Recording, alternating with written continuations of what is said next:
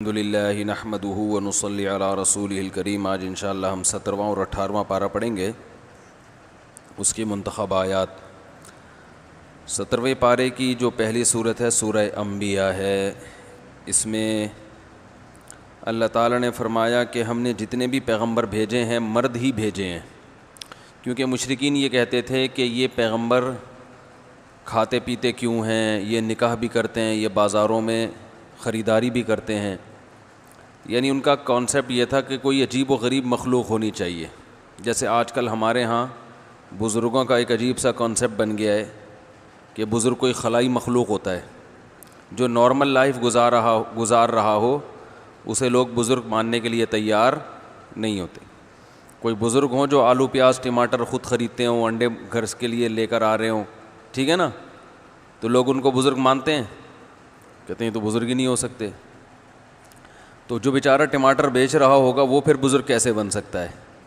تو اسلام میں بزرگ بننے کے لیے نارمل لائف سے ہٹنا ضروری نہیں ہے۔ ٹماٹر بیچنے والا بھی بزرگ ہو سکتا ہے، رکشہ چلانے والا بھی ہو سکتا ہے، ایک ڈاکٹر بھی ہو سکتا ہے، ایک سائنٹسٹ بھی ہو سکتا ہے، اور ایک عالم بھی ہو سکتا ہے۔ بزرگ کی ڈیفینیشن ہے الذین آمنوا وکانوا یتقون، سورہ یوسف میں، کہ اولیاء اللہ وہ ہوتے ہیں جو ایمان لائے اور گناہوں سے بچ گئے۔ تو عقیدہ درست کر لیں اور فرائض واجبات پورے کر لیں اور گناہوں سے بچ جائیں تو بس سب بزرگ بن جائیں گے۔ فرمایا وما جعلناہم جسدا لا یاکلون الطعام، ہم نے کسی پیغمبر کا ایسا جسم نہیں بنایا کہ وہ کھانا ہی نہ کھاتے ہوں۔ سب انسان تھے تو کھانے کی بھی ضرورت سب کو پڑتی تھی۔ تو یہ سورت کے شروع کا مضمون ہے۔ اسی میں اللہ نے ایک بات بتائی کہ لو کان فیہما آلہۃ الا اللہ لفسدتا، عقل سے کام لو، اگر اللہ کے علاوہ بھی خدا ہوتے، معبود ہوتے، تو زمین کا نظام اور آسمان کا نظام تباہ ہو جاتا۔ ایک ملک میں دو بادشاہ نہیں چل سکتے، ایک ملک میں دو وزیر اعظم نہیں چل سکتے، دو صدر نہیں چل سکتے، دو چیف آف آرمی اسٹاف نہیں چل سکتے، تو اس کائنات میں دو بادشاہ کیسے ہو سکتے ہیں؟ تو ایک سے سارے کلی اختیارات کس کے پاس ہیں؟ اللہ کے پاس ہیں۔ اور اللہ نے یہ بھی فرمایا وما جعلنا لبشر من قبلک الخلد، اے نبی ہم نے آپ سے پہلے کسی بشر کو ہمیشہ کے لیے پیدا نہیں کیا، تو لہذا آپ پر بھی موت واقع ہوگی، لیکن یہ ذہن میں رہے کہ یہ بھی ہمیشہ نہیں رہیں گے۔ سب نے مرنا ہے، سب نے دنیا سے جانا ہے، تو سب نے آخرت میں حساب دینا ہے۔ تو یہ جو بیہودہ الزامات آپ پہ لگاتے ہیں کہ کھاتے ہیں یہ کیسے بشر ہیں جو بیمار بھی ہوتے ہیں، اور اس وجہ سے آپ پر ایمان نہیں لاتے، تو مرنا انہوں نے بھی ہے۔ ان بیہودہ باتوں پر اللہ ان کو قیامت کے دن سزا دے گا، تو انہیں آپ کی موت کا نہیں اپنی موت کا سوچنا چاہیے اور اپنے بارے میں آخرت میں ڈرنا چاہیے۔ ابراہیم علیہ السلام کا تذکرہ کیا۔ ابراہیم علیہ السلام اپنی قوم سے کہنے لگے ما ہذہ التماثیل، یہ کیا تصویریں ہیں جن کے سامنے تم بت بنے کھڑے رہتے ہو، بے جان تصویریں۔ دیکھ لو نا، جو لوگ بتوں کو پوجتے ہیں، مورتیاں بنا بنا کے ان کے سامنے جھکے رہتے ہیں۔ تو ابراہیم علیہ السلام نے ایسے توہین سے نا ما ہذہ، یہ کیا ہے یہ، ٹھیک ہے نا، اس کے سامنے کھڑے رہتے ہیں، ان میں کیا رکھا ہے ان تصویروں میں؟ قوم جواب میں کہتی ہم نے اپنے ابا دادا کو اسی طرح پایا ہے۔ تو انہوں نے فرمایا تم بھی، تمہارے ابا بھی اور دادا بھی، سارے باپ دادے گمراہی میں تھے، تو کچھ تو ہوش کے ناخن لو کہ وہ اگر بے عقلی کے راستے پر چل رہے تھے تو تم بھی کیا بے عقلی کے راستے پہ چلو گے؟ بہرحال جی قوم نے کیا کیا، کوئی ان کا میلہ ٹھیلا تھا، اس میں گئے تو ابراہیم علیہ السلام نے پیچھے سارے بتوں کو، کسی کو کلہاڑی سے ناک کاٹ دی، کسی کے ہاتھ کاٹ دیا، کسی کا پاؤں کاٹ دیا، سب کو لنجا ٹنڈا بنا دیا، اور جو سب سے بڑا مستنڈا بت تھا نا اس میں، اس کے گلے میں کلہاڑی ڈال دی۔ جب لوگ آئے کہنے لگے من فعل ھذا بآلہتنا انہ لمن الظالمین، ہمارے خداؤں کے ساتھ یہ کیا سلوک ہو رہا ہے بھائی دیکھو، حالانکہ خدا کا کام تو لوگوں کو بچانا ہوتا ہے، یہاں خدا اپنا ڈیفنس نہیں کر سکا۔ کہنے لگے یہ کیا ہو رہا ہے ہمارے ساتھ؟ کسی نے کہا ابراہیم نہیں کیا ہوگا۔ ان کو بلایا گیا کہ کس نے کیا ہے؟ ابراہیم علیہ السلام نے کہا یہ جو بڑا ہے نا مسٹنڈا، اس نے کیا ہے۔ مطلب ان کو آر دلانا تھی کہ ظاہر ہے تم خود بھی مانتے ہو کہ یہ نہیں کر سکتا، تو جب یہ بیچارہ کر نہیں سکتا، کچھ بھی نہیں کر سکتا، اپنا دفاع نہیں کر سکتا، تو تم کیسے ان کی عبادت کرتے ہو؟ یہ اسے کہتے ہیں کہ یعنی کسی کو کوئی بات سمجھانی ہو نا تو ماحول کریٹ کرنا. ویسے ایک بات سمجھا دیں سمجھ میں نہیں آتی, ایک ماحول کریٹ کیا جاتا ہے. تبھی جو ورک شاپس ہوتی ہیں نا, مختلف ٹریننگز ہوتی ہیں, اس میں زیادہ اچھی طرح سے بات سمجھ میں آتی ہے. تو ماحول بنایا جاتا ہے. اسی سے یہ ڈرامے جو تاریخی بنائے جاتے ہیں, تو ڈرامے دیکھنا تو ہم جائز نہیں کہتے, اس میں بے حیائی بھی ہوتی ہے. مگر جو بنانے والے ہیں وہ کہتے ہیں کہ ایک ماحول جب کریٹ کیا جاتا ہے, ایک ماحول دکھایا جاتا ہے, اس سے تاریخ اور ہسٹری آپ کے دماغ میں زیادہ اچھی طرح سے بیٹھتی ہے. تو طیب اردگان نے ڈرامہ بنایا نا, ارطغرل بڑا مشہور ڈرامہ چل رہا ہے, بہت دنیا دیکھ رہی ہے. تو میں ڈراموں کو جائز نہیں کہتا, لیکن جو لوگ فلمیں دیکھ رہے ہیں, پہلے سے بے حیائی کے کاموں میں پڑے ہوئے ہیں اور غلط چیزیں دیکھ رہے ہیں, تو ہم ان کو کم از کم یہ مشورہ دیتے ہیں کہ یار انڈین فلمیں دیکھنے سے بہتر ہے یا جو آج کل وہ ڈرامے جو ہمارے فیملی سسٹم کو تباہ و برباد کر رہے ہیں, جب تم نے دیکھنا ہی ہے تو کم از کم ایک کم درجے پر آ جاؤ نا, اس کو دیکھ لو. تو اس سے تو پھر بھی بہتر ہے کہ کم از کم تمہیں ہسٹری تو پتہ چلے گی, کم از کم تمہیں یہ تو پتہ چلے گا مسلمانوں کی تاریخ کیا تھی. اور ایسے صرف دعاؤں سے کام نہیں بنا, انہوں نے بڑی بڑی قربانیاں دی ہیں. سلطان محمد فاتح نے بہت بڑی قربانی دے کے قسطنطینیہ فتح کیا تھا, دنیا کی سب سے بڑی توپ بنائی تھی اس نے. اور آج ہماری صرف باتیں توپ ہیں, باتیں ایسی کریں گے جیسے بہت بڑی توپ ہیں ہم, کوئی عمل ہمارے کیا ہیں زیرو. نہ سائنس میں آگے, نہ ٹیکنالوجی میں آگے, نہ مذہب میں آگے. وہ ٹیکنالوجی کی دنیا میں بہت آگے تھے, سائنس کی دنیا میں بہت آگے تھے. سلطان محمد فاتح نے جب قسطنطینیہ کو فتح کرنے کا ارادہ کیا, استنبول کو, نبی کی پیش گوئی تھی کہ میری امت میں جو طبقہ استنبول جو فتح کرے گا نا وہ جنتی ہے. تو صحابہ کے دور سے کوششیں ہو رہی تھیں, اور استنبول میں 1000 سال سے خلافت قائم تھی عیسائیوں کی, اور اسے کوئی فتح کر نہیں سکتا تھا. ابو ایوب انصاری رضی اللہ تعالیٰ عنہ گئے, وہ نہیں فتح کر سکے, ان کی قبر وہیں بنی. بڑے حملے ہوتے رہے, اتنی چوڑی دیوار میں نے خود دیکھی, اس کی میں نے ویڈیو بھی بنائی تھی. اور اتنی لمبی دیوار شہر کے گرد کہ اس کو ناممکن اسباب کی دنیا میں, ایئر اٹیک تو ہوتے نہیں تھے نا اس زمانے میں, جانا تو پیدل فوج نہیں تھا, جائے گی کہاں سے بھائی, چڑھے گی کیسے اس پہ. سیڑھیاں لگا کے جو چڑھتے تو اوپر انہوں نے گرم تیل گرم ہوتا تھا, اس کے دیگ رکھے ہوئے ہوتے تھے, تو وہ دیگ الٹتے تھے تیل ڈال کے, کوئی چڑھ نہیں سکتا تھا. بہت زبردست ڈیفنس تھا, کوئی میلی آنکھ اٹھا کے دیکھ نہیں سکتا تھا, اور جتنی لڑائیاں ہوئی سب ناکام ہوئی تھیں. سلطان محمد فاتح نے کہا بھائی نبی نے خوشخبری دی ہے, ہم فتح کر کے چھوڑے گا. پھر وہ مشہور واقعہ ہے, اس نے کیا کیا کہ خشکی میں کشتیاں چلا دیں, سارے جانور راتوں رات ذبح کیے, ان کی چربی پگھلا کے پتھروں پہ بچھائی گئی ہے, اس پہ سمندری جہاز بٹھا کے. وہاں میں جب ترکی میں گیا ہوں تو اب دیکھو یہ چیز کتابوں میں بھی بتائی جا سکتی تھی نا, لیکن وہاں طیب اردگان نے کیا کیا ہے, میوزیم بنائے ہیں, ان میں یہ پورا منظر دکھایا جاتا ہے. خدا کی قسم ایسا ایمان بڑھتا ہے کہ چیخیں مارنے کا دل کرتا ہے. ایسی جو علماء بھی گئے ہیں نا, بنوری ٹاؤن کے ایک شیخ الحدیث گئے تھے, وہ کسی نے بتایا وہ رو رہے تھے چیخیں مار مار کے. جو جاتا ہے یہ منظر ہوتا ہے, وہ جب دکھاتے ہیں نا اپنی آنکھوں سے, بھائی کیا منظر, اور کیسے وہ کشتیوں کو راتوں رات خشکی پہ لے کے چلے ہیں, اور خشکی پہ لے جا کے پیچھے سمندر میں اتارا, اور سامنے سے بھی اٹیک اور پیچھے سے بھی اٹیک. انگریزوں نے لکھا ہے, گوروں نے ہسٹری میں, کہ یہ اسباب کی دنیا میں ممکن نہیں ہے. بہت بڑا کارنامہ انہوں نے سر انجام دی, اور راتوں رات. تو یہ ہماری تاریخ تھی جس کی وجہ سے ہمیں عروج ملا تھا. آج ہم صرف پیڑے کھا رہے ہیں, باتیں ٹھوک رہے ہیں بیٹھ کے, صحیح ہے نا. بزرگوں پہ طنز, علماء پہ اعتراضات, ایک دوسرے پہ کیچڑ اچھالنا, فرقہ پرستی, ان چیزوں میں ٹائم ضائع ہو رہا ہے, اور کوئی موٹیویٹ کرنے والا نہیں ہے, کوئی تعمیری کام کرنے والے لوگ بہت تھوڑے رہ گئے ہیں, اور ٹیکنالوجی کی طرف تو توجہ ہی نہیں ہے. یونیورسٹی میں جو لڑکا مذہب پہ چلتا ہے, سب کی بات نہیں کر رہا, ایجوکیشن میں سب سے پیچھے وہی ہوتا ہے عام طور پہ, اسی کی شکایتیں آ رہی ہوتی ہیں. یہ چونکہ نمازی ہے لہذا نمبر سب سے کم اس کے آتے ہیں. نمازی کے نمبر تو زیادہ آنے چاہیے بھائی,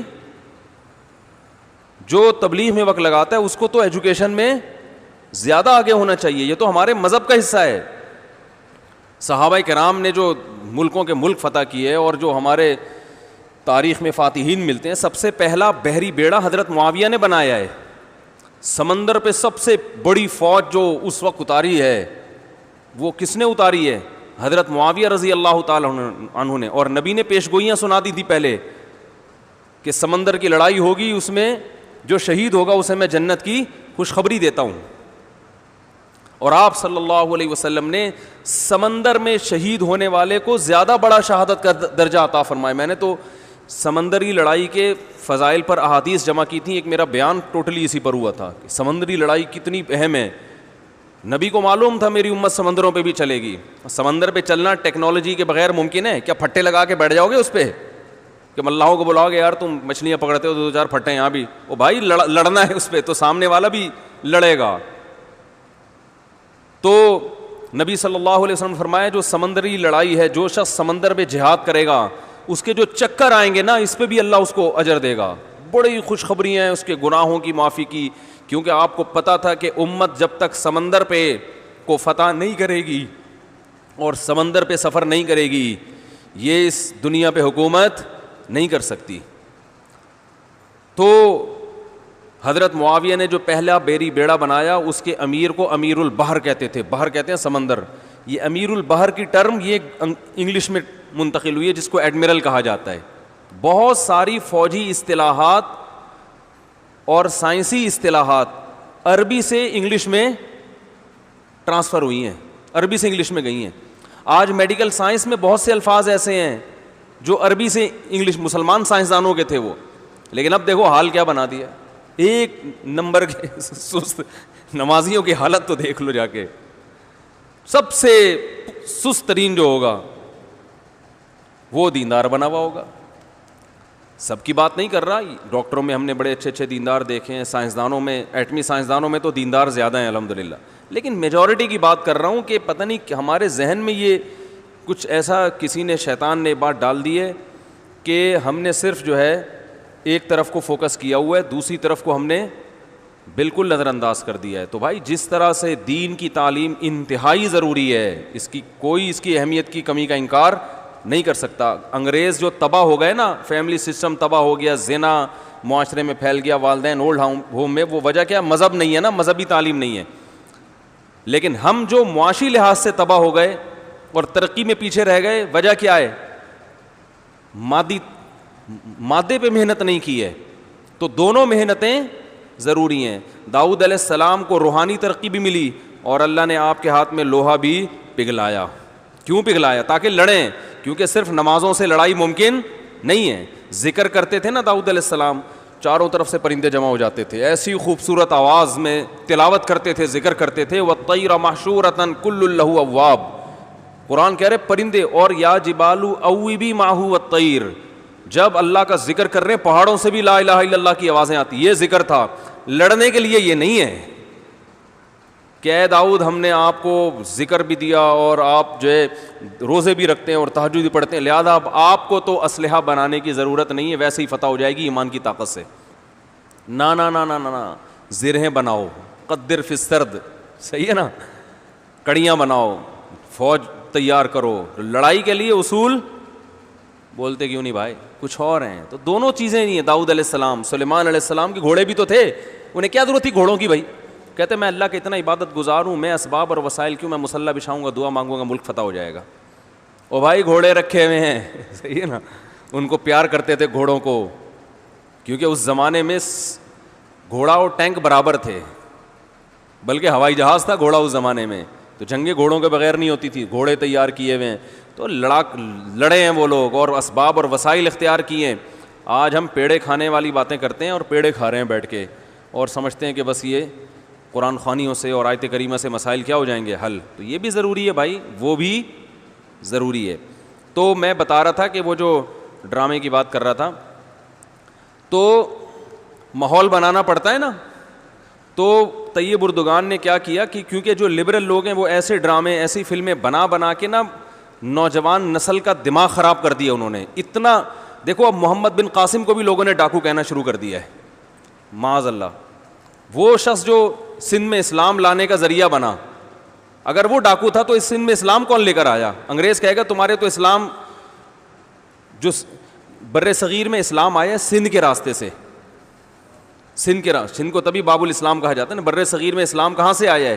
سندھ کے راستے سے. پھر پورے انڈیا میں بھی پھیل گیا اور بنگلہ دیش, برما, کہاں کہاں تک پھیلا ہے. تو انٹری جو ہوئی ہے محمد بن قاسم کے ذریعے ہوئی ہے. پروپیگنڈا دیکھو, وہ بھی چور, وہ بھی معاذ اللہ وہ بھی ڈاکو, محمود غزنوی بھی ڈاکو. وجہ کیا ہے؟ جس کے ہاتھ میں میڈیا ہوگا نا چلے گی اور سنی اسی کی جائے گی, آپ جو کچھ بنا کے پیش کر دیں. تو طیب اردگان نے کہا بھائی ان کو انہی کی زبان میں جواب دینا ہے. ناول لوگ نہیں پڑھتے, رسالے نہیں پڑھتے لوگ, تو نوجوان طبقہ فلمیں ڈرامے دیکھتا ہے. تو اس نے کہا ڈرامہ بناؤں گا, اور ایسا بنا کے دکھایا کہ آج رپورٹیں یہ آ رہی ہیں بہت سے غیر مسلم مسلمان ہو چکے ہیں. تو میں عام لوگوں کو وہ ڈرامہ دیکھنے کا مشورہ نہیں دیتا, اس میں عورتیں بھی ہیں اور کچھ کہا جاتا ہے, میں نے نہیں دیکھا وہ ڈرامہ, بے حیائی کے مناظر بھی ہیں, لیکن میں ان لوگوں کو جو غلط چیزیں دیکھ رہے ہیں ان سے کہتا ہوں یار کچھ دیکھنا ہی ہے تو پھر ادھر دیکھ لو, جو نہیں دیکھ رہے وہ کچھ بھی نہ دیکھیں, وہ پھر اس کے بعد پھر آگے بھی جائیں گے, وہ یہ دیکھ کے پھر وہ ان کو شوق پیدا ہوگا ذرا فلمیں بھی دیکھیں. اور جو نہیں دیکھ رہے وہ تو بچے رہے ہیں, جو دیکھ رہے ہیں تو بری چیزیں دیکھ رہے ہیں تو بھائی یہ دیکھ لو پھر, تو اس سے کم از کم ایک کریٹو سوچ پیدا ہوگی تمہاری, اور کم از کم ایک تعمیری سوچ پیدا ہوگی, مسلمانوں کی ہسٹری کا تمہیں پتہ چلے گا. تو اردگان کی سوچ چونکہ یہ تھی اس لیے اس نے وہ کر دیا, اور اس سے بہت لوگ پریشان ہیں اس ڈرامے سے.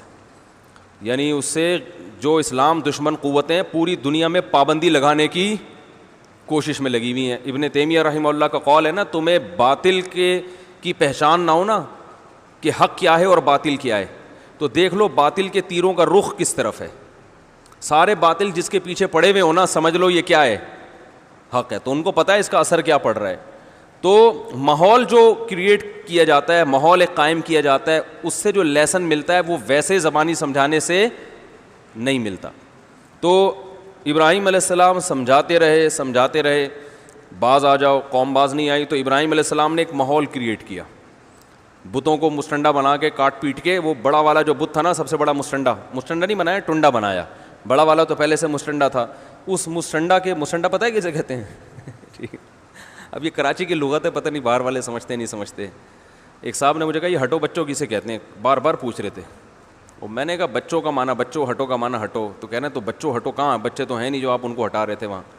میں نے کہا اس کے لیے آپ آؤ کچھ دن W11 میں بیٹھو, کراچی میں رہو کچھ دن, تو ہٹو بچوں انشاءاللہ. پھر کراچی سے جاؤ گے تو بولو گے کراچی ہٹو بچوں ہے. ٹھیک ہے, خود بخود بولو گے آپ, یہ لفظ کا مطلب سمجھ میں آ جائے گا آپ کے. تو وہ جو بڑا والا تھا نا, جو سب سے مستنڈا تھا, اس کے گلے میں کلہاڑا لٹکا دیا. لوگ پوچھ رہے ہیں بھائی یہ کس نے کیا؟ بولا اس نے کیا ہے. تو انہوں نے کہا یہ تو بول نہیں سکتا, یہ کیسے بتائے گا؟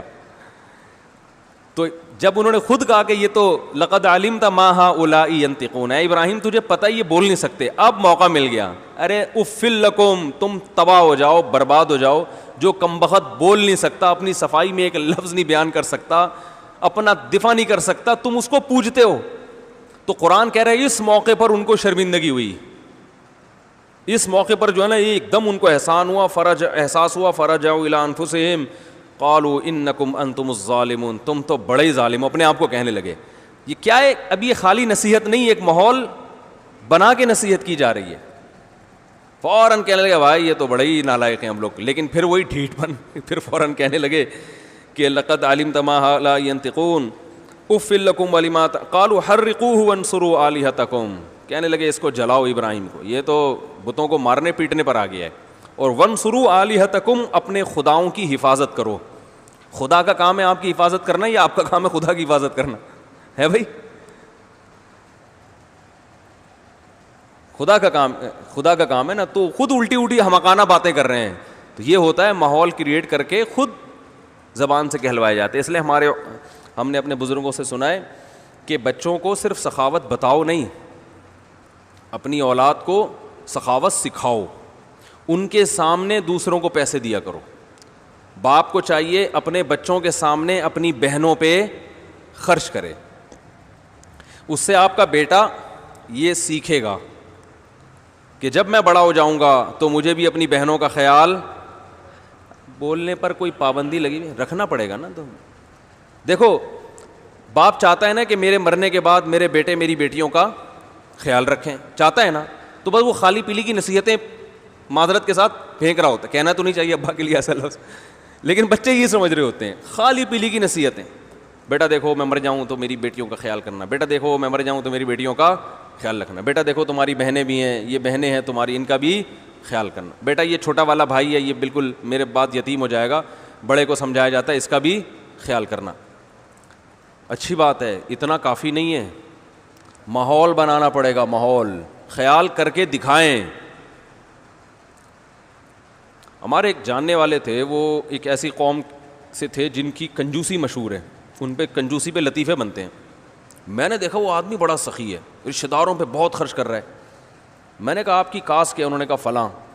پھر خود ہی کہنے لگے وہ تو ان پہ تو کنجوسی کے لطیفے بنے ہوئے ہیں. میں نے کہا تو بنے ہوئے تو ہیں, لیکن آپ ایسے سخی کیسے پیدا ہو گئے؟ کہہ رہے ہیں میرے ابا کو میں نے خرچ کرتے ہوئے دیکھا ہے. میرے ابا کو میں نے دیکھا کہ وہ مسجدوں میں بھی, مسجد میں بھی دیتے تھے, مدرسے میں بھی دیتے تھے, اور اپنے رشتہ داروں پہ بھی, اور افطار پارٹیاں بھی ہو رہی ہیں, کھلا رہے ہیں لوگوں کو, غریبوں کو. تو یہ دیکھ دیکھ کے نا گھٹی میں یہ چیز داخل ہو گئی ہے. تو یہ بڑی اللہ کی نعمت ہے, اس لیے تھوڑا روکھڑا نکالنا سیکھو بھائی, اور جب نکالو گے نا تو اس اللہ واپس لوٹا دے گا. ایسا نہیں ہوتا کہ اللہ نہ لوٹائے, اللہ اور کھلاتا ہے. اللہ کو سخی لوگ پسند ہیں, کنجوس تو شکل سے بھی کم وقت کے نا تھوڑے دن میں کنجوس آدمی کی شکل سے نور چھن جاتا ہے, شکل سے لگتا ہے کہ اس کی جیب سے دھیلا کبھی نہیں نکلے گا.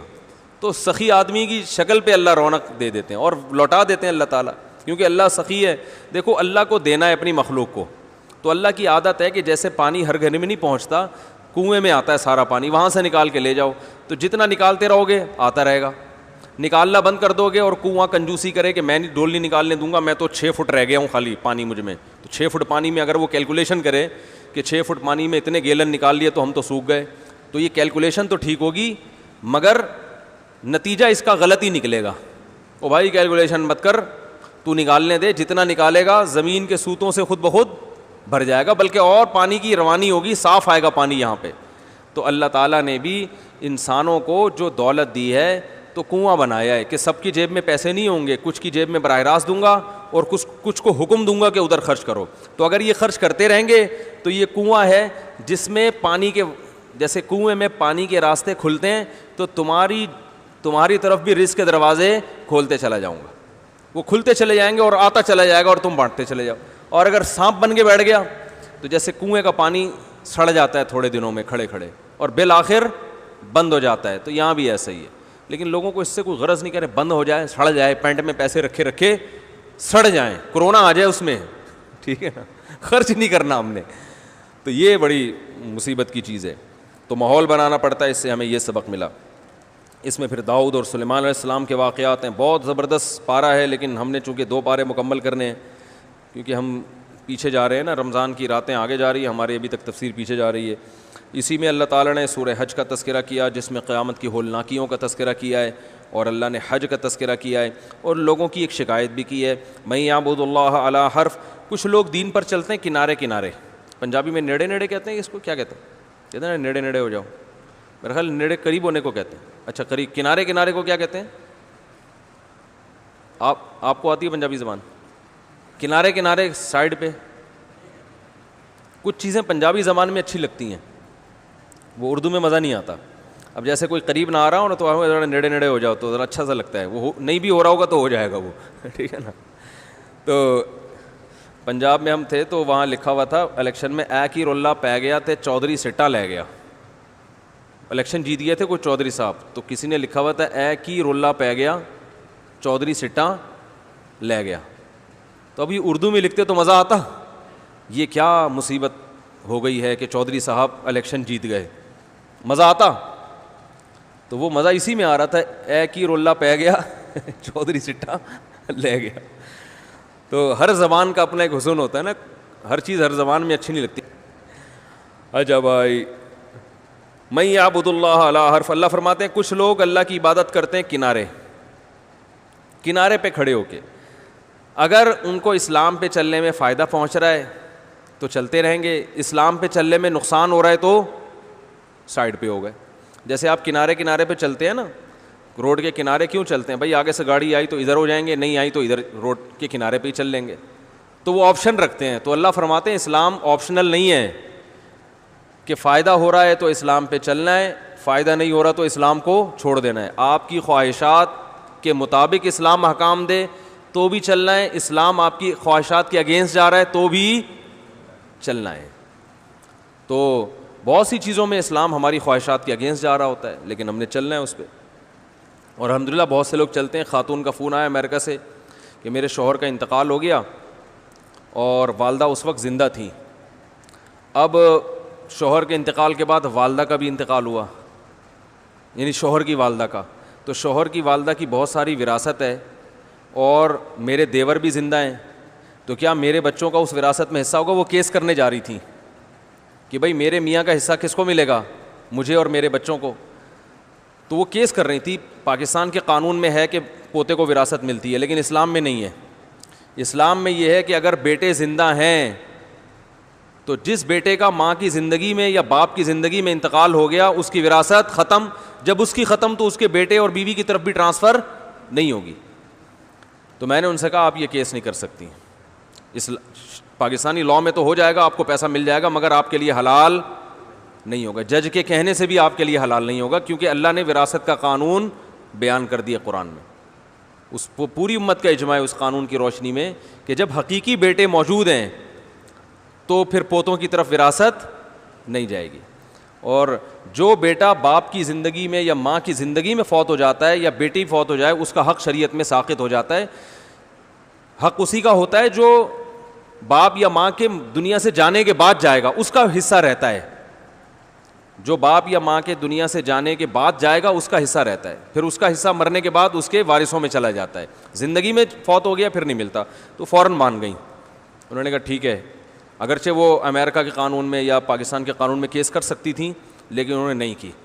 میں نے کہا اچھا الحمدللہ ایسے لوگ بھی ہیں کہ اللہ کا حکم ان کی خواہشات کے خلاف بھی جائے تو وہ اس کو فالو کرتے ہیں. تو اس کے بعد جو ہے آدھا گھنٹہ ہونے میں, اچھا ابھی تو ہے ٹائم, اللہ تعالیٰ نے حج کا تذکرہ کیا اس میں کہ ابراہیم علیہ السلام نے ایک بیابان زمین میں اعلان کیا تھا, اذن فی الناس بالحج. اللہ نے کہا کہ لوگوں میں اعلان کر دیں, یاتوک رجالا. لوگ جس وقت اعلان کر رہے تھے گھاس کا تنکا بھی نہیں تھا, کوئی بھی نہیں تھا وہاں پہ, بالکل سینکڑوں میل دور زمین کا ایک ایسا ریگستان جہاں کوئی جانا پسند نہیں کرتا, نہ کوئی خوشنما باغات, نہ کوئی خوبصورت آبشاریں, چشمے.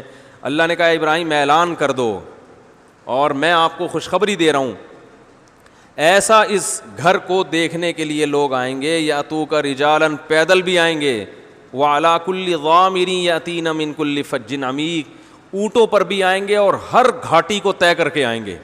وہ دن اور آج کا دن پوری دنیا پہ جب ایام حج آتے ہیں کیسے لوگ سفر کرتے ہیں نا. اب تو جہازوں کا دور ہے, پہلے پیدل بھی جاتے تھے, ہلاک ہو جاتے تھے راستے میں. آپ کو پتہ ہے دنیا کے بہت سارے ممالک حاجیوں سے آباد ہوئے ہیں. پہلے زمانے میں سمندری سفر کے لیے نکلے, ہوائیں طوفان آ گیا, وہ سمندری جہاز اٹھا کے کسی اور ساحل پہ لے جا دیا.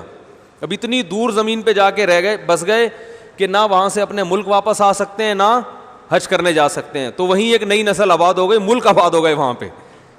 کئی آبادیاں دنیا میں اس طرح وجود میں آئی ہیں. تو پہلے بڑا مشکل کام تھا, لیکن آج بھی دنیا جا رہی ہے, کل بھی جاتی تھی. تو اللہ فرماتے ہیں ایک اپنے خلیل سے میں نے اعلان کروایا تھا اور اس اعلان کی یہ برکت ہے. تو بیت اللہ جو ہے شاعر اسلام میں سے ایک بہت بڑا شاعر ہے. اسی کے بعد سورہ 18واں پارہ ہے, چونکہ اس میں بہت اہم احکام ہیں وہ لازمی بیان کرنے. اللہ تعالیٰ نے پہلے سورہ مومنون ذکر کی, اس میں اللہ تعالیٰ نے اہل جنت کی علامات بیان کی ہیں. اہل جنت کی علامت ہے کہ اپنی نمازوں میں خشوع پیدا کرتے ہیں, ٹانگیں چوڑی کرتے ہیں یا پتلی کرتے ہیں, زور سے آمین کہتے ہیں, آہستہ آمین کہتے ہیں, امام کے وجہ فاتحہ پڑھتے ہیں نہیں پڑھتے. اللہ نے فرمایا ہے بیسک جو ان کی صفت ہے, نمازیں کیا ہوتی ہیں, دل لگا کے پڑھتے ہیں. جیسے میں نے کل بتایا تھا نا بیان میں ڈیٹیل سے کہ صحابہ کی نمازوں میں بڑا اختلاف تھا, لیکن خشوع و خضوع سب میں تھا. کھڑے ہو جاتے تھے تو کھڑے ہو جاتے تھے, ایسے لمبے لمبے قیام. آج ہماری نمازوں میں فنٹر گیری بہت ہے. ہر آدمی کو بخاری کی حدیثیں نمبر کے ساتھ یاد ہیں, تیری نماز نہیں ہو رہی, تو نے زیادہ ٹانگیں چوڑی کی, بخاری صفحہ نمبر فلاں یاد کیا ہوا ہے رٹا لگا کے سب کچھ, اور تو نے ٹانگیں چوڑی نہیں کی ہوئی ہیں تو بخاری میں تو آتا ہے ٹانگیں چوڑی کرنے, وہ آتا نہیں ہے, میں ایک مثال دے رہا ہوں. ہر آدمی وہ رفع الیدین وہ فلانی اتنی 856 حدیثیں ہیں رفع الیدین پر, پھینکنے میں گورنمنٹ کی طرف سے کوئی پابندی ہے نہیں. اتنی حدیثیں سینکڑوں، وہ کہہ گئے ترک رفع الیدین کی حدیث، وہ رفع الیدین کی حدیث، وہ ہاتھ ایک پھڈے بازی، اور میں جو کہہ رہا ہوں وہ صحیح ہے، باقی سارے 100% غلط. یہ فنڈر گیری بہت ہے. ایک ایک رپورٹ ہوگی اس کے پاس. نماز میں خشوع، نماز میں بھی یہ سوچ رہا ہوگا، نماز میں بھی کیا کر رہا ہوگا کہ ساتھ والے کی نماز کو کیسے قرآن و حدیث کی روشنی میں غلط قرار دینا ہے. ٹھیک ہے نا، یہ والا جو پڑھ رہا ہے نا میری طرح نہیں پڑھ رہا، تو اب نماز کے بعد اس کو حوالہ دکھانا ہے. تو اللہ نے فرمایا اہل جنت کی علامت ہے فی صلاتہم خاشعون، نمازوں میں کیا کرتے ہیں؟ خشوع پیدا کرتے ہیں، لغویات سے اعراض کرتے ہیں. ہم للزکاۃ فاعلون، غریبوں پہ خرچ کرتے ہیں. لفروجہم حافظون، اپنی شرمگاہ کی حفاظت کرتے ہیں. گرل فرینڈ کا کلچر اسلام میں جائز نہیں ہے، انٹرنیٹ پر بیہودہ چیزیں دیکھنا اسلام میں جائز نہیں ہے. اپنی خواہش کو، جو شہوت ہے، جو سیکشول ڈیزائر ہے، کسی بھی طرح سے آپ پوری نہیں کر سکتے سوائے الا علی ازواجہم، اپنی بیوی کے ذریعے. بس ایک آپشن ہے شادی. لوگ مجھے کہتے ہیں شادی شادی کرتا رہتا ہے بیٹھ کے. بات یہ کہ آپ شادی کے علاوہ دنیا کا ہر کام کر رہے ہو. آپ نہیں، یعنی آپ کے علاوہ کی بات کر رہا ہوں. کلپ بنا دو گے نا پھر ہم سب کو بولا اس نے، معافی مانگے، جیسے مولانا طارق جمیل صاحب کے ساتھ کیا. تو آپ کا مطلب آپ تھوڑی ہوتا ہے، آپ کے علاوہ کی بات کر رہا ہوں میں. تو نکاح کے لیے ایگری نہیں ہے. تو اللہ نے فرمایا اہل جنت کیا ہے؟ صرف بیوی، بیوی کے علاوہ کوئی آپشن نہیں ہے. اب چونکہ اتنی سختی کر دی اللہ نے کہ نہ جو ہے نا کسی عورت کو ناچتے ہوئے دیکھ سکتے ہو، نہ کسی عورت کے حسن سے کسی اور طرح سے، حتیٰ کہ بد نظری کو بھی حرام کر دیا. آنکھ سے بھی لذت حاصل نہیں کر سکتے، اس کی آواز سن کے بھی لذت حاصل، کسی ضرورت سے بات کرنا تو ایک الگ چیز ہے، کیونکہ بعض لوگ بہت وہمی بن جاتے ہیں. ابھی ایک ماسی آئی ہمارے گھر میں، کام وام کرتی ہے، تو بیچاری کچھ زکوٰۃ دی ہم نے اس کو. وہ کہنے لگی عجیب، ایک مولانا صاحب کے پاس میں گئی زکوٰۃ مانگنے، وہ ماسی بیچاری بوڑھی، نہ اس میں کہاں سے کوئی حسن و جمال. بیچاری ماسی تو بیچاری ویسی گھروں میں کام کر کر کے غربت کی وجہ سے ان کے چہروں کی رونق بیچاریوں کی ختم ہو جاتی. وہ بوڑھی ماسی، وہ بیچاری کہہ رہی ہے وہ فلاں مولانا صاحب ہیں، میں ان سے زکوٰۃ مانگنے گئی، انہوں نے یوں کر لیا مجھے دیکھ کے. میں پیسے مانگ رہی ہوں جو میں جھونپڑی میں رہتی ہوں، میرے گھر میں کھانا، کہہ رہے ہیں ادھر نامحرم کو دیکھنا منع ہے. کہہ رہی میں نے کہا چلو دیکھو نہیں تو سن تو لو. پھر بات کر رہی تو کہہ رہی ہے آواز کا بھی پردہ ہے اسلام میں. میں نے کہا یہ بیچاری کیا کسی کو فتنے میں ڈالے گی یار. میں نے کہا مولانا صاحب سے میں ملوں. بولا مولانا صاحب اسلام کو اتنا مشکل نہ بناؤ. اس کی بات سنیں وہ کیا کہہ رہی ہے، وہ گھر میں تحقیق کریں، اگر واقعی مستحق ہے تو پیسے دیں، گھر جائیں، بوری اٹھا کے لے جائیں اس کو. اتنا بھی نہیں ہے، ٹھیک ہے. آنکھوں سے حرام لذت حاصل کرنا یہ برا عمل ہے. تو جوان عورتیں، جو خوبصورت عورتیں ہیں، جوان عورتیں، ان کو دیکھنے میں چونکہ اس کا امکان ہوتا ہے تو وہاں شریعت نے حکم دیا ہے جہاں فتنے کا خوف نہیں اور ضرورت بھی ہے، اس سے تو بات کرنے کی ضرورت بھی ہے نا. تو اب یوں کر کے اگر یوں اس کو دیکھ کے جا رہے ہیں، وہ خود ہنس رہی ہے، صحیح نا، کہ ان کو کیا ہو گیا. تو یہ نہیں ہے، یہ کچھ مسالہ. یہ جون پور کے قاضی ہیں، بہت عرصہ ہو گیا جون پور کا قاضی نہیں سنایا. سنا دوں؟ نئے لوگ بھی آ رہے ہیں نا، بعض دفعہ مسالہ زیادہ لگ جاتا ہے، ٹھیک ہے. تو وہ ایک چھوڑو یار، کئی دفعہ سنا چکا ہوں، پرانے لوگ بور ہو جائیں گے. آپ نئے آئے ہیں مجھے لگ رہا ہے، آپ بالکل سنا دیتا ہوں. آپ نے کبھی سنا جون پور کا قاضی؟ نہیں سنا آپ نے؟ سنا دیتے ہیں. وہ ایک آدمی جو تھا نا، قاری صاحب، اپنا گدھا، وہ قاری صاحب جو تھے نا، ایک دیہاتی کسی قاری صاحب کے پاس بیٹھا ہوا تھا. تو قاری صاحب نے اپنے شاگرد کو کہا تو گدھا تھا، میں نے تجھے انسان بنایا ہے. مطلب تھا تو بالکل نالائق تھا، میں نے تربیت کی، تجھے قرآن پڑھایا اور تجھے انسان بنا دیا. تو کمبخت تو گدھا تھا، میں نے تجھے انسان بنایا. تو قاری صاحب نے کہا یار یہ گدھے کو انسان بھی بنا دیتے ہیں. وہ سمجھ رہے ہیں سچی مچی کا گدھے کو انسان بنایا. تو وہ دیہاتی قاری صاحب کے پاس آئے کہ قاری صاحب واقعی یہ گدھا تھا جس کو آپ نے انسان بنایا؟ اب قاری صاحب کو کھیلنے کا موقع مل گیا. قاری صاحب نے کہا ہاں یہ اس سے پوچھو، یہ گدھا تھا، میں نے اس کو کیا بنایا؟ انسان. تو دیہاتی کہنے لگا کہ میرے پاس بھی ایک گدھا ہے، آپ اس کو بھی انسان بنا دیں گے؟ قاری صاحب نے کہا چلو تھوڑی سی تفریح آ رہی ہے، لے آؤ بھائی. وہ گدھا اٹھا کے لے آیا. قاری صاحب پھنس گئے، کیا کروں بھائی اس گدھے کا میں. انہوں نے ایک چالاکی چلی. قاری صاحب نے کہا اصل میں مسالہ لگانا پڑتا ہے گدھے کو نا، انسان والا، تو مسالہ لگا رہے گا، آہستہ آہستہ وہ کنورٹ ہو جائے گا کس میں؟ انسان. تو مسالے میں کم از کم 3 دن لگتے ہیں، تو اسے میرے پاس چھوڑ جاؤ، میں مسالہ لگا کے رکھوں گا، 3-4 دنوں میں یہ کیا بن جائے گا؟ آپ تو انسان ہو نا، بولو بھائی انسان ہو. تو 3-4 دنوں کے بعد جب وہ آیا تو کہاں سے قاری صاحب اس کو انسان بنا کے دیتے. قاری صاحب نے ٹوپی کرا دی. قاری صاحب نے بولا وہ اصل میں مجھ سے مسالہ لگ گیا ہے زیادہ, اس کی وجہ سے وہ عام انسانوں کے بجائے کچھ اعلیٰ قسم کا انسان بن گیا ہے, مسالہ غلطی سے مجھ سے لگ گیا ہے زیادہ. تو اب وہ جون پور کا جج بن گیا ہے, قاضی, بہت اعلیٰ گریڈ کا بن گیا نا, اونچے گریڈ, نارمل انسان نہیں, اب وہ جون پور کا بن گیا ہے قاضی. تو یہ جو جون پور کے جج ہیں نا, اصل میں تمہارے گدھے ہیں جن کو میں نے کیا بنایا تھا, انسان بنایا, مسالہ غلطی سے زیادہ لگ گیا, آئی ایم سوری. ٹھیک ہے نا. تو وہ دیہاتی چلا گیا جون پور کے قاضی کے پاس. وہ قاضی صاحب بیٹھے ہوئے ہیں, مقدموں کی سماعت کر رہے ہیں, تو کہتا ہے ہوش ہوش, ایسے بلا رہے ہیں نا ان کو. تو وہ جج بول رہا ہے کیا ہو گیا بھائی تجھے, پھر گھاس لے کر آیا نا, ایسے دور سے گھاس دکھا رہا ہے, ہوش ہوش. تو اس نے بلا کے 2 تھپڑ لگائے, بولے تیرے دماغ خراب ہو گیا, کر کیا رہا ہے. اللہ نے فرمایا کہ اپنی خواہش, دیکھو آنکھ بھی زنا کرتی ہے, حدیث میں آتا ہے, کان بھی زنا کرتے ہیں, زبان بھی, لڑکیوں سے لذت کے ساتھ باتیں کرنا, چسکے لے لے کے جیسے ہوتا ہے, تو یہ سب حرام ہے. تو اللہ نے فرمایا کہ سوائے اپنی بیوی. تو اللہ نے ایک ہی راستہ رکھا, اس لیے بالغ ہوتے ہی کیا کر لیا کرو بھائی, شادی کر لیا کرو. ٹھیک ہے نا. ہمارے ایک دوست جرمنی میں, ان سے ایک انگریز نے پوچھا, 35 سال ان کی عمر, انگریز نے پوچھا تمہاری شادی ہو گئی, اس نے کہا نہیں. کہنے لگا کوئی گرل فرینڈ ہے, کہہ رہے نہیں. کہہ رہے پھر کیا کسی اور ٹائپ کے ہو, ٹائپ سمجھتے ہیں نا, مطلب یہ کہ آدمیوں میں انٹرسٹڈ ہو. کہہ رہا نہیں بھائی اللہ کی پناہ یار. کہہ رہا ہے پھر کیا مطلب, 35 سال کے ہو گئے, یہ ابھی اپنی ڈیزائر پوری کیسے کرتے ہو. کہہ رہے کرتے ہی نہیں. کہہ رہا تمہارا دماغ, انگریز کہہ رہا تمہارا دماغ تو نہیں خراب ہے کہیں, تم پاگل تو نہیں ہو, یعنی کون سے کلچر سے اٹھ کے آئے ہو. وہ حیران ہو رہا تھا کہ یہ پاگل ہے کیا ہے, یہ واقعی صحیح کہہ رہا تھا. حقیقت واقعی صحیح کہہ رہا تھا انگریز, تو وہ اپنے لحاظ سے تو صحیح کہہ رہا تھا نا وہ. تو اسلام نے ہمیں ایسے پاگل پنے کی اجازت نہیں دی ہے کہ بالغ ہو گئے, مرد بن گئے, عورت کی طرف اٹریکشن بھی ہے, تو 35 سال کے ہو گئے جو ہے نا وہ خواہش کو کچل ہی رہے ہو. تو اسلام نے ہمیں اسی وجہ سے کہا ہے کہ حرام سے نہیں بلکہ کس طرف جاؤ, حلال کی طرف. تو جیسے کسی کو بھوک لگ رہی ہے, 10 سال سے کھائی ایک دن بھی روٹی نہیں ہے, تو جیسے وہ پاگل ہو جائے گا, مر جائے گا, تو ایسے ہی میرے بھائی یہ جو کنوارے چھڑے چھاٹ ہوتے ہیں نا, بالآخر دماغی رگ پھٹنے سے بولو نا ہلاک ہو جاتے ہیں, یا کر دیتے ہیں کسی کو تیش میں آ کے. تو یہ ڈپریشن میں جاتا ہے آدمی, نارمل لائف نہیں ہوتی. وہ آج کل الگ بات ہے, ادھر ادھر سے کھانچے اتنے کھولے ہوئے ہوتے ہیں کہ اس کی وجہ سے وہ حرام طریقے سے اپنی خواہشات پوری کر رہے ہوتے ہیں, اور اس کے پھر روحانی نقصانات ہوتے ہیں, وہ الگ قسم کے نقصانات ہیں. تو دونوں میں نقصان ہے. تو صحیح راستہ صرف ایک ہی ہے, بالغ ہوتے ہی کیا کرو بھائی, نکاح کرو. اس میں اللہ نے مدد کا وعدہ کیا. تو اللہ نے اہل جنت کی یہ صفات بیان کی ہیں. اور اسی صورت میں سورہ نور ہے, بس میں اس کے احکام جلیلی بیان کر دوں. سورہ نور میں اللہ نے فرمایا زنا کرنے والی عورت اور زنا کرنے والے مرد کو چوک میں کھڑا کر کے 100 کوڑے مارو.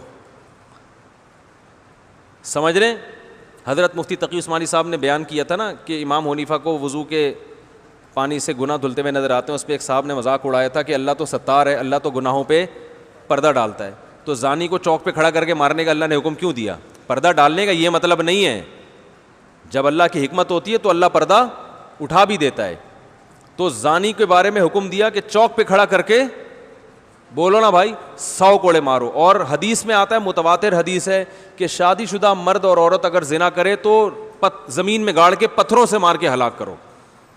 پوری امت کا اجماعی عقیدہ ہے, اس میں دوسری رائے نہیں ہو سکتی. جو دوسری رائے رکھتا ہے وہ گمراہ ہے. پوری امت کا اجماعی, اور اجماع جو ہے وہ دلیل قطعی ہے. اجماع کا انکار یہ گمراہی ہے, کیونکہ اجماع سے قرآن کا قرآن ہونا ثابت ہے. تو اجماع کبھی غلط بات پہ نہیں ہو سکتا. تو اتنا بڑا جرم ہے اسلام میں زنا کرنا. پھر اللہ نے یہاں یہ بھی بیان کیا کہ جس پہلے زمانے میں لوگ اپنی بیویوں پہ تہمتیں لگا دیتے تھے, یہ زنا ہے, یہ میرا بچہ نہیں ہے, بچہ پیدا ہوا نا میرا نہیں ہے, تو اسلام نے اس دروازے کو بھی بند کیا.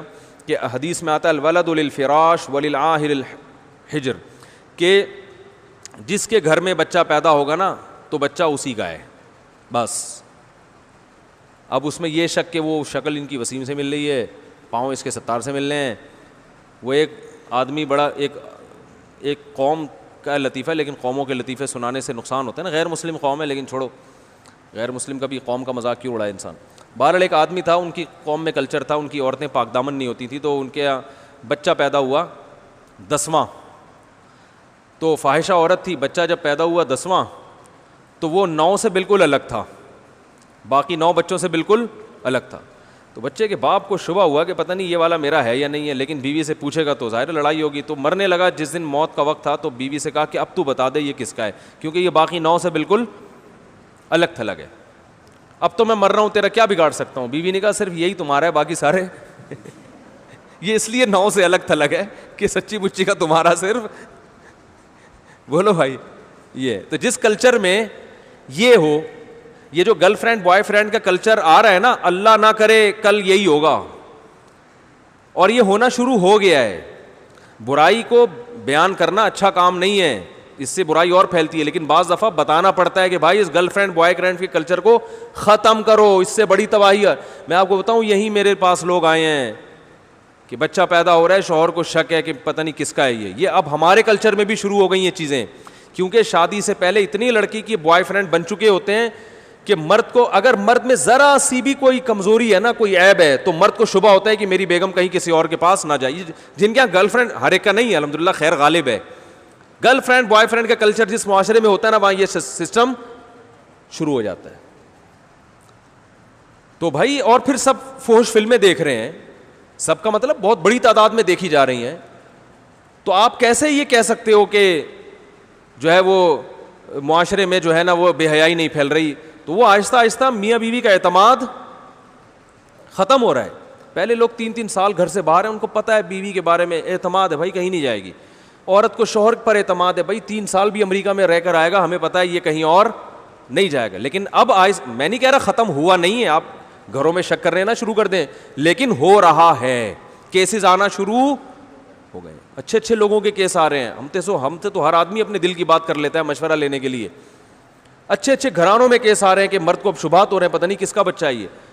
تو یہ بہت خطرناک بات ہے بھائی. گرل فرینڈ بوائے فرینڈ کے سسٹم کو کیا کرو, ختم. بیٹی کے بالغ ہوتے ہی شادی کر دو, کیونکہ اس میں ڈیزائرز تو ہیں. نیچر سے کب تک لڑو گے میرے بھائی؟ لڑکی کا دل چاہتا ہے کہ لڑکے سے دوستی لگائے, یہ دل کی چاہت ہے, یہ چاہت غلط نہیں ہے. لڑکے کا دل چاہے گا کہ میری کوئی گرل فرینڈ ہو, یہ چاہت غلط نہیں ہے. یہ چاہت کو حلال میں تبدیل کر دو. بچی بالغ ہوئی ہے, اس کو بولو بھائی جو تمہیں پسند ہے بتاؤ, شادی کر دیں گے تمہاری, نکاح کر لے. اس کا شوہر ہے, وہی بوائے فرینڈ ہے, وہی اس کا شوہر ہے, خوش ہو جائے گی. بے حیا بننے سے پہلے اس کو حلال تسکین مل جائے گی, تو غلط کی طرف نہیں. انسان بائی نیچر غلط تھوڑی ہے. او بھائی, چوری کی روٹی کا کسی کا دل نہیں چاہتا. چوری پہلی دفعہ اسی لیے کرے گا جب حلال روٹی نہیں ہوگی. پھر جب ایک دفعہ چوری کی روٹی منہ کو لگ گئی, پھر حلال ملے گی بھی تو نہیں کھائے گا. جو چرا کے کھانے کا مزہ تھا وہ حلال میں نہیں آ رہا. تو یہ ہوتا ہے. اس لیے بچہ بالغ ہوا, بچی بالغ ہوئی, فوراً اور کر کے دیکھو کچھ بھی نہیں ہوگا. لوگ کہتے ہیں اتنی سی بچی کا نکاح کر دیا, ہائے ہائے کیسی کیسی باتیں کر رہے ہیں مولانا صاحب, ہائے ہائے سسرال والے تو کھا جائیں گے اس کو. او بھائی کر کے دیکھو یار, ہم نے تو کی اپنے رشتہ داروں میں, الحمدللہ کامیاب زندگی گزار رہی ہیں, بچیاں بھی بچے بھی سب خوش ہیں. ایسے ایسے فیملیز میں جاتا ہوں, بچہ بالغ ہوا, کان سے پکڑ کے شادی کرا دی اس کی. باپ اپنے خرچے پہ کرا دیتا ہے, کوئی بات نہیں یار میری بہو ہے, جہاں میں نے اتنی بیٹیوں کو کھلایا ایک بہو کو بھی کھلا دوں گا میں, اور اللہ پھر برکت بھی دیتا ہے. بس باپ چاہتا ہے میری پینٹ میں جتنے پیسے میرے ہی ہیں, اپنے بیٹے کو نہیں دوں گا میں, ٹھیک ہے نا, نہ بیٹی کو دوں گا نہ بہو کو دوں گا. پھر یہی نتیجہ نکلتا ہے کہ پھر وہ بیٹا بھی نہیں خرچ کرتا باپ پر. او بھائی رشتہ داروں میں سب کی آمدن, بولو بھائی, سب کے لیے, سب مل جل کے کھائیں. پٹھانوں میں دیکھو کیا ہوتا ہے, کوئٹہ میں اور ادھر, بڑا بھائی اپنے چھوٹے بھائیوں کی شادیاں اپنے خرچے پہ کر رہا ہوتا ہے. یہاں باپ نہیں کر رہا ہوتا, یہاں ابا نہیں کر رہے ہوتے, وہاں بڑے بھائی کر رہا ہوتا ہے کہ چھوٹے ایک کما رہا ہے تو چھوٹے بھائیوں کی بھی شادیاں, چل بھائی بسم اللہ, ٹھیک ہے نا, خوش ہیں سارے اکٹھے رہ کے کھا رہے ہوتے ہیں. تو ہمارے ہاں عجیب سا سیٹ اپ شروع ہو گیا ہے. یہ ہر آدمی کہتا ہے بس میری پینٹ میرا بٹوا میرے پیسے. تو نتیجہ یہ نکلتا ہے کہ بہویں پھر سسر کا احترام نہیں کرتی. وہ کہتی ہیں یہ محبت باپ جیسی چاہتا ہے, خرچہ باپ جیسا کرنے کے لیے تیار. ارے اس کو پتہ ہے میرے ابا نے تو مجھے ساری زندگی کھلایا پلایا, سسر کا پتہ ہے یہ تو میرے میاں کو شادی نہیں کرنے دے رہے تھے جب تک خود اسٹیبل نہیں ہوئے, تو انہوں نے تو شادی بھی نہیں کرنے دی, اور شادی کرنے کے بعد بھی یہ اب ایک دھیلا خود خرچ نہیں کرتے. تو باپ بن کے دکھاؤ یار, کرو خرچ, کھلاؤ پلاؤ, پھر اولاد بھی تمہیں باپ بنائے گی, پھر اولاد تم پہ بھی خرچ کرے گی. یہ ہمارا کلچر تھا جو اب آہستہ آہستہ ختم. باپ ہمیشہ اولادوں کو کھلاتا تھا, بہوؤں کو بھی, پھر جب بوڑھا ہوتا تھا سارے مل کے اس کو کھلاتے تھے. فخر کرتے تھے یار میں خرچ کروں گا, نہیں میں خرچ کروں گا, میں خرچ کروں گا. اب وہی ہو رہا ہے گوروں والا سیٹ اپ. ابا کہہ رہے میری پینٹ میرے پیسے, ٹھیک ہے نا. بہو اپنا کما کے الگ کھا رہی ہے, میاں اپنا کما کے, بولتا کیوں نہیں بھائی, الگ کھا رہے ہیں تو نہ بہن پہ خرچ کر رہے ہیں نہ بہن بھائی پہ خرچ کر رہی ہے. بس تھوڑا سا وہ وائپر پہ جو آتا ہے نا, وہ گاڑی کے شیشہ صاف کرتا ہے, اس کو 5 روپے, یہ صدقہ خیرات چل رہا ہے مارکیٹ میں. وہ جو آتا ہے نا وائپر کو صاف کیا, یہ لے 5 روپے, اور وہ بھی بلا کو ٹالنے کے لیے.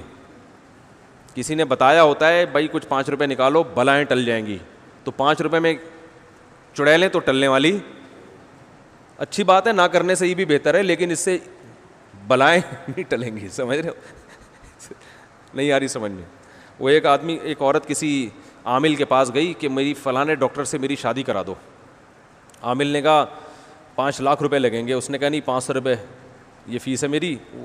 عامل کرا تو سکتا نہیں ہے, تو عامل نے کہا 500 روپے میں تیرے کو ڈاکٹر نہیں ملے گا. تو یہی ہو رہا ہے کہ 5 روپے میں ہم بلائیں کیا کر رہے ہیں, ٹال رہے ہیں. ایسا کرو گے تو کوئی بھی نہیں آئے گا. تو اللہ نے زنا کی سزا بیان کی کہ نفرت, اور پھر یہ حکام بیان کیے کہ مرد کو اولاد کی نفی کی اجازت نہیں. آپ کے یہاں بچہ پیدا ہوا تو شروع سے ہی پاک دامن عورت سے شادی کرو, نہیں کی تو اب جس ڈیزائن کا بھی پیدا ہو رہا ہے آپ کے کھاتے میں ہی ڈالے گی شریعت اس کو. سمجھ رہے ہو, نہیں آ رہی بات سمجھ میں. اب آپ کو شک کرنے کی اجازت نہیں ہے. اگر آپ کو یقین ہے کہ اس نے زنا کیا ہے تو اسلام کہتا ہے کہ یا تو 4 گواہ لے کر آؤ, یا عدالت میں جا کے 5 قسمیں اٹھاؤ عدالت میں, اور یہ کہو کہ اگر میں جھوٹ بول رہا ہوں تو مجھ پہ اللہ کی لعنت. اس طرح سے عدالت میں قسمیں اٹھائی جائیں گی. اس کے بعد عدالت عورت سے قسمیں اٹھائے گی. عورت اگر اقرار کر لے کہ میں نے زنا کیا ہے تو عورت کو رجم کر کے مارا جائے گا, اور بچہ پھر باپ کی طرف منسوب نہیں کیا جائے گا. وہ ولد الزنا بچہ کہلائے گا جس کا باپ نہیں ہوتا بیچارے کا. اور اگر عورت اقرار نہیں کرتی تو عورت کو جیل میں ڈالا جائے گا کہ بھئی یا تو زنا کا اقرار کرو یا انکار کرو. جب تک اقرار یا انکار نہیں کرتی جیل میں پڑی رہے گی. اور اگر وہ انکار کرتی ہے کہ میں نے نہیں کیا تو اسلام کہتے ہیں ایسے انکار نہیں, 5 قسمیں. اس میں بھی یہی ہے کہ مجھ پر اللہ کا غضب اگر میں جھوٹی ہوں. اور اگر قسمیں اٹھا لیتی ہے تو مرد نے بھی قسمیں اٹھا لی, عورت نے بھی اٹھا لی. اب ہمیں نہیں پتہ ان میں کون سچ ہے کون جھوٹ ہے, تو دونوں کا نکاح ختم کرا دیا جائے گا. عدالت نکاح کیا کر دے گی کہ بھئی اب تم دونوں اکٹھے نہیں رہ سکتے. عدالت نکاح کو ختم کر دے گی, اور بچے کو باپ سے منسوب نہیں کرے گی, کیونکہ باپ بچے کو ماننے کے لیے تیار نہیں ہے اور اس نے قسمیں بھی اٹھا لی ہیں. پھر بچہ ماں کی طرف منسوب ہوگا, لیکن وہ ولد الزنا بھی نہیں کہلائے گا, کیونکہ ہمارے پاس زنا کی کوئی دلیل نہیں ہے. تو یہ پورا پروسیس ہے. اب علماء یہ کہتے ہیں کہ آج عدالتوں میں یہ لعان والا عمل نہیں ہوتا, لہذا آج اگر کسی کی عورت زنا کر کے بچہ لاتی ہے, اس کی بیوی ہے, تو آپ بچے کا انکار کر نہیں سکتے, کیونکہ اسلام میں اس پروسیس سے گزرے بغیر انکار کی اجازت نہیں ہے, اور اس پروسیس پہ حکومت چلنے کے لیے تیار نہیں ہے. عدالتوں کو پتہ ہی نہیں لعان ہوتا کیا ہے.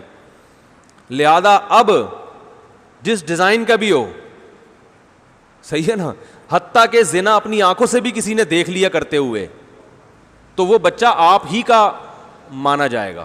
آپ اس کو اپنے سے نفی نہیں کر سکتے, وہ آپ ہی کا نام لگے گا اس کے ساتھ, آپ کی وراثت ملے گی اس کو. آپ 100 دفعہ کہہ دو کہ یہ میرا نہیں ہے, تو سوائے اس کے کہ اس پر آپ کو حد جاری کی جائے, سزا دی جائے, اس کے علاوہ بولو بھائی نہیں ہے. تو پہلے تو یہ آپشن تھا, اب یہ آپشن بھی نہیں ہے.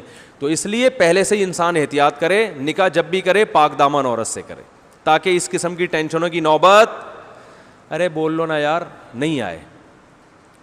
پاک دامن عورت سے نکاح کرو بھائی, جو گھریلو عورت ہے گھر سے ادھر آ گئی. جی ہاں ہاں, اس کے لیے بھی آئے تھے قرآن مجید میں. اور یہ بھی ذہن میں رکھو کہ یہ تو میں نے محض ایک مزاح کے میں لطیفہ سنا دیا, 10واں بچہ پرانے 9 سے ذرا مختلف ڈیزائن کا تھا. اسلام میں بچہ کسی بھی شکل کا ہو. نبی صلی اللہ علیہ وسلم کے پاس ایک کیس آیا کہ وہ صحابی کہہ رہے تھے یہ بچہ تو مجھ سے ملتا نہیں ہے, تو آپ نے فرمایا کیا تمہارے اونٹوں میں چتکبرا اونٹ پیدا ہوتا ہے؟ انہوں نے فرمایا ہاں. فرمایا حالانکہ نہ اونٹ کا باپ چتکبرا ہوتا ہے اور نہ ماں, تو یہ کیسے پیدا ہو گیا؟ انہوں نے کہا کوئی باپ دادا میں گزرا ہوتا ہے. تو آپ نے فرمایا ایسے انسانوں میں بھی ممکن ہے کہ بھائی بعض دفعہ دادا پہ شکل چلی جاتی ہے, بعض دفعہ پر دادا پہ. اب میاں کے بال بھی سلکی ہیں, بیوی کے بال بھی سلکی, بچے کے بال گھونگھریالے, تو شکی آدمی خام خواہ میں بیٹھ کے شک کر رہا ہوتا ہے کہ یار اسی وجہ سے میں اپنی بیگم کو افریقہ نہیں لے جانا چاہ رہا تھا. شک آدمی اس طرح کرتا ہے نا. تو حدیث میں کیا سکھایا ہے بھائی؟ شک کرنے کی اجازت نہیں ہے. ہو سکتا ہے باپ دادا میں کوئی گزرا ہو.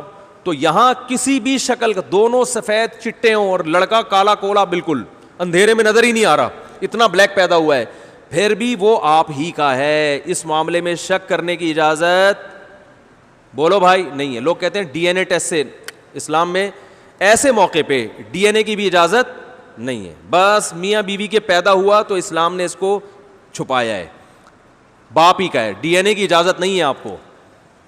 نہیں آ رہی بات سمجھ میں؟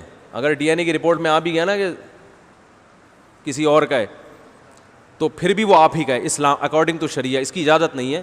اس میں حکمتیں ہیں, مصلحتیں ہیں. اس لیے کہ اسلام نے کہا بھائی زنا کی تہمت لگاؤ گے تو آسانی سے نہیں, کیونکہ یہ اگر کہہ دیا میرا نہیں ہے اس کا مطلب تمہاری بیوی نے زنا کیا ہے.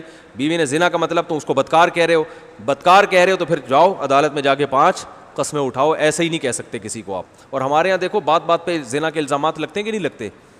تو زنا کا الزام لگانا اسلام میں آسان کام نہیں ہے. اس لیے اپنی زبان کو لگام دیا کریں. بات بات پر وہ زانی ہے, وہ یوں ہے, وہ فلانا ہے, اس نے یہ کیا, تو بھائی اس پہ 4 گواہ ہونے چاہیے. نہیں تو الٹا شریعت کہتی ہے اس کو چترول لگاؤ اگر 4 گواہ نہیں ہے تو. ہو گیا بس, چلیں کافی ہے میرا خیال ہے.